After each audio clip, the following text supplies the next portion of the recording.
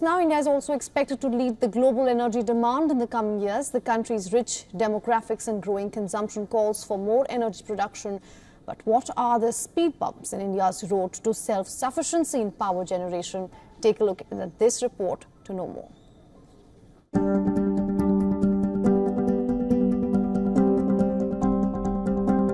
India's energy consumption is skyrocketing. According to the India Energy and Climate Centre, it's set to triple or quadruple over the next decade. This rapid growth is driven by industrialization, urbanization and rising incomes. To put it in perspective, India will be the world's biggest consumer of additional energy between 2020 and 2040. REC Limited, India's non-banking finance company under the Ministry of Power, reported its highest ever first quarter profits in 2024. Vivek Kumar Dewangan, Chairman and Managing Director of REC, spoke to WION regarding India's power demand outlook. Power demand is increased at a rapid pace.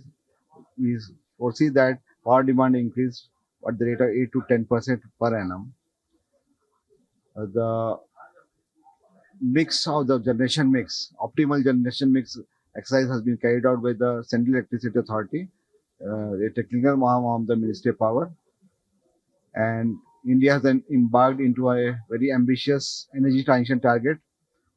India has targeted to install about 500 gigawatt capacity from non-fossil fuel based sources.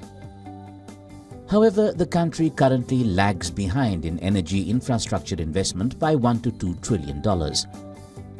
Moreover, coal is still expected to drive India's power demand as renewables are optimized for more output and less costs. Finding the right balance between India's growing population and per capita consumption is another challenge. Dewangan touched upon the challenges, highlighting what the country needs to do. Consumption of electricity in India is only 1/3 of the world average. And since we are aspiring to become a developed country by the year 2047, per capita consumption of electricity will be bound to increase. It will definitely be more than the world average.